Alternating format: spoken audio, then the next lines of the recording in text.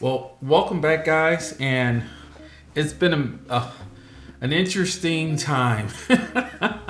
So, yes, me, Mr. Fuji Shooter, finally decided to shoot a Sony camera and pretty much see what it was like and how I feel about Sony right now, being a Fuji shooter, liking Fuji colors, liking the Fuji ecosystem, now also having Nikon in the mix, liking Nikon's colors as well as their ecosystem. So as you guys know, if you follow the channel and you've seen some of my podcasts, you know that I've recently been really paying a lot of attention to the trend that I see happening where you have two brands that are, or actually more than two brands, a few brands have come out with a compact, we'll say premium camera, interchangeable lens or fixed lens. You got Leica with the Q series. You got Fuji, of course, with its X100 series. You got Lumix with the S9 that they came out interchangeable. And then you also have Sony with what I have to talk about today is the A7CR. Now, this is my wife's. She is a Sony shooter. It's been one for a few years now. And she, of course, follows her husband's YouTube channel and suggested that I should go ahead and try this camera out for basically what I talked about on my last podcast, which is hoping that other brands outside of Leica and Fuji jump into the fray and provide us with premium, compact, high megapixel or not, but high megapixel cameras so that we have more variety, more competition, and mostly inventory, because trying to get a Leica Q series camera or Fuji 100 series camera is very difficult because everybody wants one, and there is definitely a desire for them, so there's a market for them. In that last video I talked about how this particular camera, I'm shocked that doesn't get a lot of attention in that realm. We'll start off real quick with just how I feel about the camera, its build quality, and its handling. And I can honestly say build quality, I'm actually impressed. This is a $3,000 body only camera. So I expected it to have what I considered a very nice quality feel to it, to the components on it, to the dials and so forth. And it does. What I would like to see it with the handling is better than the plate that comes with it. It comes with a bottom plate or bracket, whatever you want to call it, that will give you more purchase with your thumb. Because as you guys can see right here, my thumb is just flailing. And without that, this to me it's a little awkward. I ain't gonna say uncomfortable, because I do like the bump out you get for the rest of your hand that is on here. And my wife has the thumb rest right here, so this becomes even more comfortable without the bottom plate attached to hold it. But what I decided to do was, hey, go out to a festival or street fair.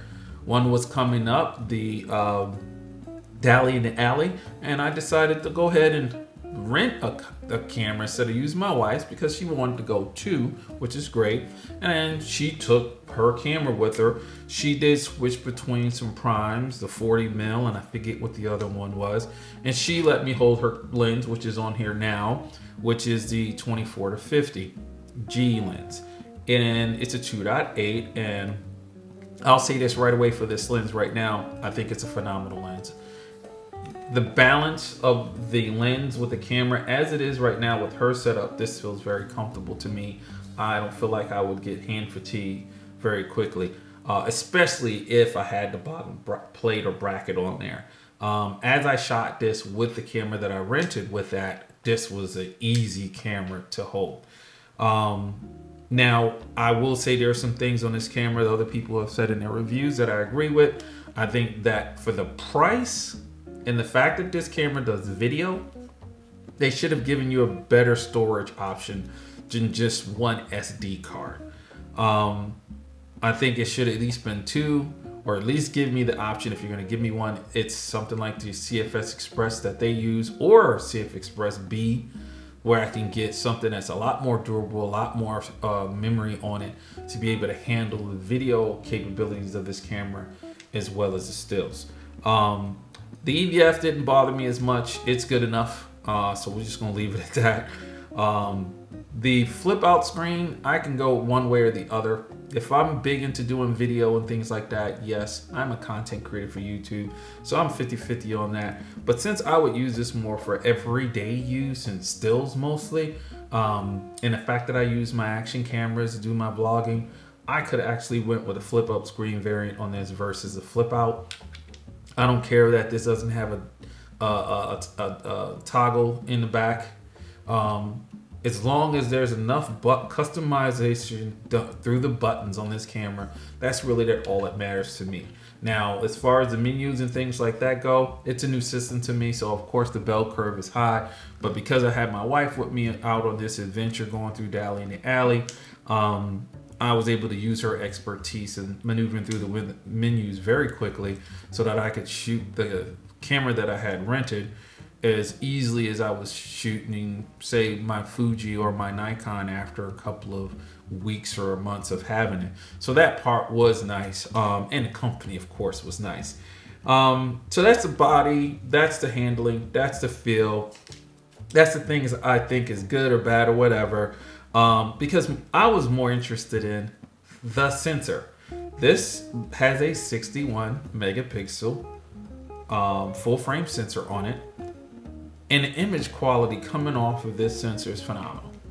I can clearly see this as an option for a number of people, but before, looking at something that's more than twice the price in a Q series.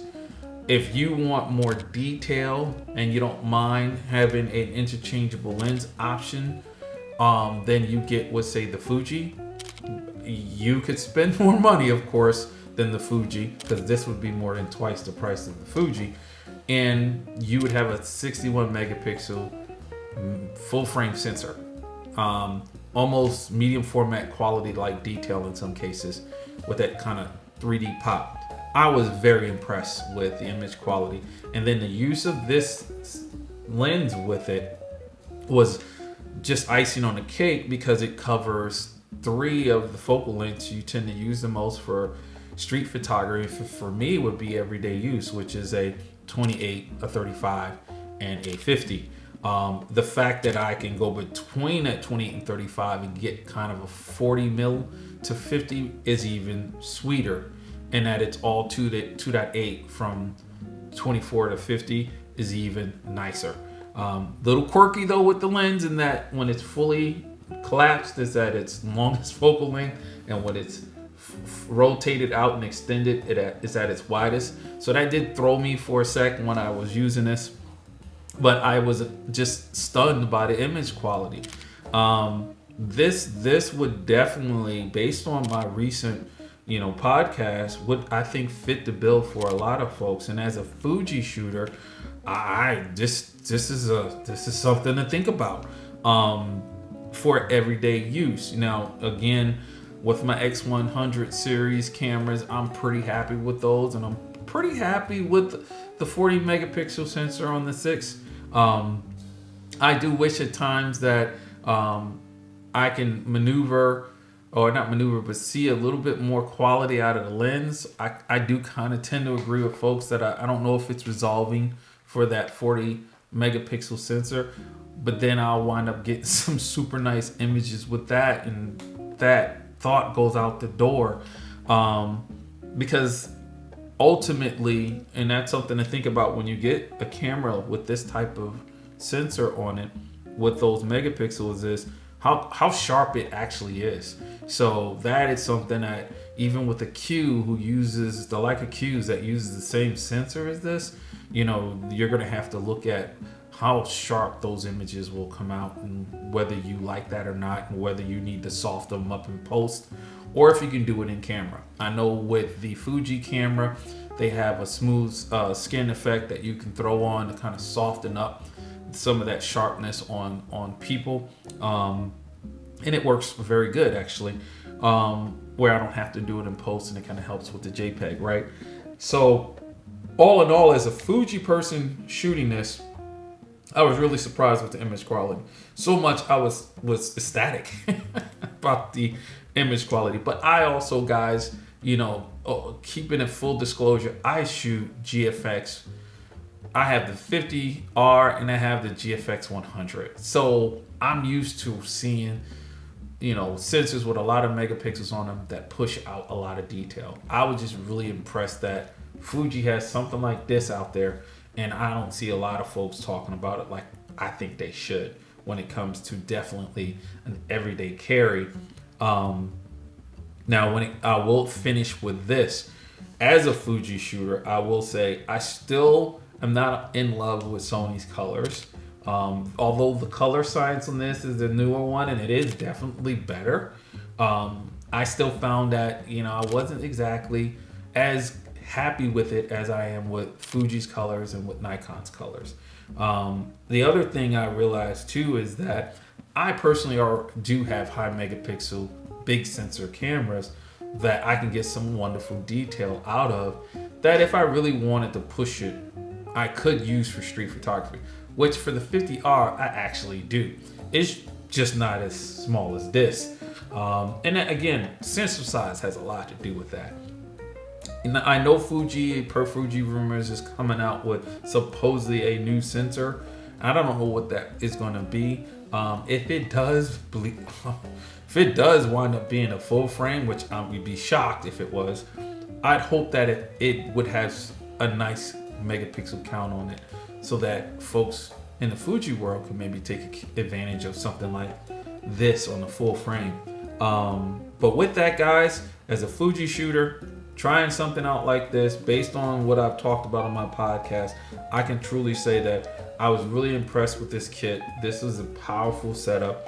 We already know Sony's autofocus is class leading, right? So it is, for all intents and purposes, for photography stills, this is hard to beat at the price when you're looking at what Leica is charging, and when you look at what you're getting from the Fuji line as far as being a smaller sensor.